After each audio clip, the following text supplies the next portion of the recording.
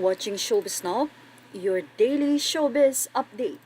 Marami nga ang nahintakutan ng mga netizen matapos nga ngayong mag-viral ang video or CCTV footage ng nasabing nawawalang Miss Grand Philippines 2023 candidate na si Catherine Camilon.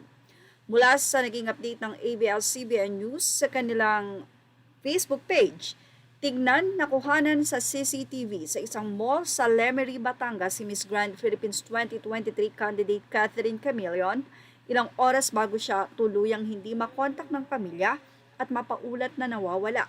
Ang nasabing video na iyan na makikita ngayon sa social media ay naglalakad nga dito si Catherine. Ilang mga netizen ang nahintakutan kung bakit dahil tila may kakaiba daw sa paglalakad ni Catherine.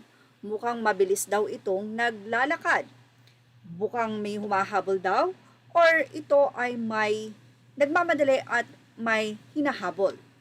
Ibig sabihin ba nito ay pauwi na si Catherine or pupunta lang somewhere?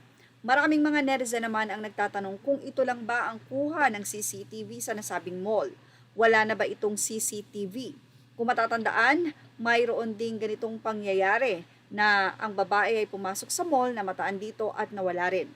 Ano nga ba ang modus na ito? Marami ang naniniwala at nananalangin na safe pa rin itong si Catherine matapos ang kanyang 6 na araw na pagkawala simula nang siya ay sumabak sa Miss Grand na kung saan ay hindi nga nagwagi itong si Catherine.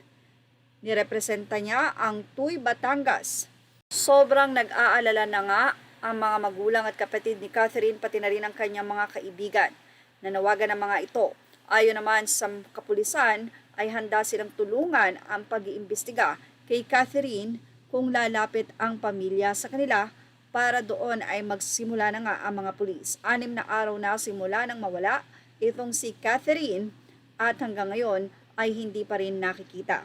Malaking question. Ayon nga sa mga netizen, nakakatakot na raw ang nangyayaring ito. Anyway, narito ang naging pahayag ng ilang mga netizen mula sa artikulo ng Fashion Police.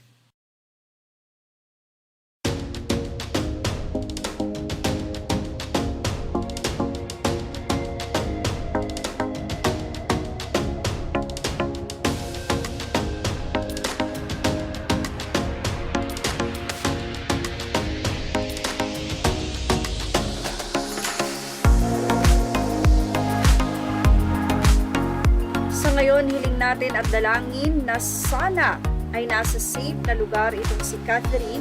Kahit na nga naka-opa ang phone nito, ay mahirap nga malocate kung nasaan siya. Pero syempre marami ang nananalangin na ito ay safe pa rin, especially ang kanyang mga magulang na naniniwala na isang araw ay magbabalik ang kanilang bunsong anak. At yan nga ang ating Showbiz Love update. Ilagay po ang inyong opinion dito sa ating comment section, especially baka po may nakapansin sa inyo kay Catherine. Images are all credit to the rightful owners and the CCTV footage.